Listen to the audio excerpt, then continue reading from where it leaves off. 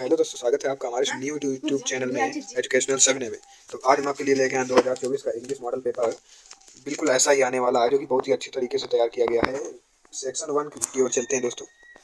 तो पहला हमारा जो प्रश्न दिए हैं कि read the following passage carefully. क्या कह रहे हैं? Read the following passage carefully and answer the question. ठीक है, तो इस तरह से हमें क्या करना है, आंसर देना है। तो चलते हैं इसकी ओर। पहला ए नंबर प्रश्न हमारा है, how should we do our task. ठीक, पहला प्रश्न इसी पैसेज से ढूंढना है, तो आप लोग ढूंढ सकते हैं, जैसे कि हम एक बताते हैं आपको। तो यहाँ पे देखिए, पहला टास्क कोई नोटिस पॉइंट हम कर लेते हैं टास्क। ठीक है, तो इसको हम ढूंढते हैं यहाँ पे पैसेज में। उसके बाद पहले मत पढ़िए वरना समय टूटेगा। पहले क्वेश्चन पढ़ना जाता है, तो उसके बाद देखिए अब यहाँ से ढूंढते हैं। तो यहाँ पे देखिए यहाँ से शुरू, ये देखिए टास्क हमारा क्या है, ये टास्क मिल गया। तो यहाँ से उठाएंगे, कहाँ से उठाएंगे, यहाँ से उठाएंगे हम।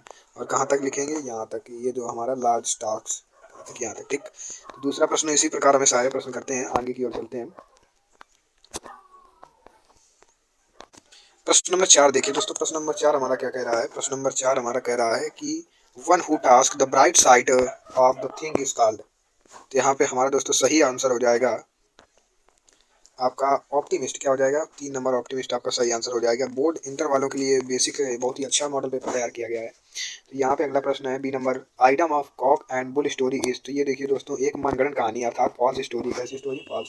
नंबर 2 में। ठीक है, और तीसरा नंबर है तो the synonyms of the bane is. तो सिनोनियम्स बेन का हमारा क्या? कर्स हो जाएगा। क्या हो जाएगा? कर्स। ठीक है, C number, and the antonyms of ancient is. Ancient का हमारा मॉडर्न हो जाएगा। क्या नंबर है? मॉडर्न। ठीक है, क्या हो जाएगा? मॉडर्न। आगे चलते हैं। प्रश्न नंबर 5 कह रहा है, प्रश्न नंबर 5 हमारा क्या कह रहा है कि change into the indirect indirect. तो इसमें देखिए दोस्तों, ही सैड टू मी, देख, he said to me comma noted comma what did you do yesterday. ठीक है, तो ये आप लोग पढ़ लेना ध्यान से। इस तरीके के डायरेक्ट इनडायरेक्ट आएंगे।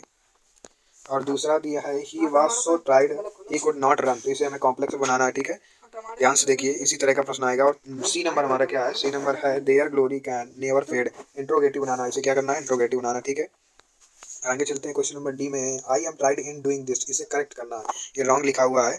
जैसे हिंदी में आप लोगों को शुद्ध अशुद्ध लिखना होता है, इसी प्रकार से। ये ई नंबर क्या कह रहा है? यूज एनी वन पेयर इन सेंटेंस। ये एम्पायर और एम्पायर में हमें सेंटेंस बनाना है। क्या कहें? एक सेंटेंस लिखना है एम्पायर, जैसे कि the word match is good umpire. ठीक है, या सेल सेल में भी लिख सकते हैं। ठीक है, जिसमें आपको अच्छा लगे।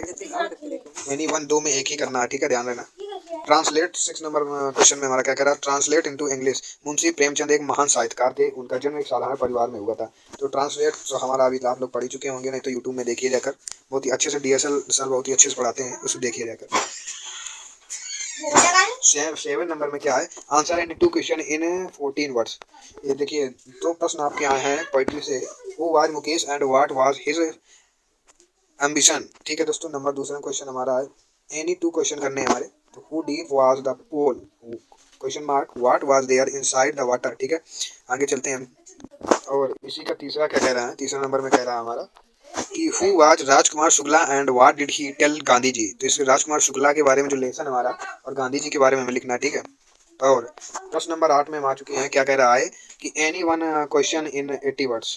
कोई दो में से कोई एक प्रश्न करना है आपको, जो 80 शब्दों में लिखा हो। ठीक है, attempt a character sketch of the peddler in story the रैमटेप।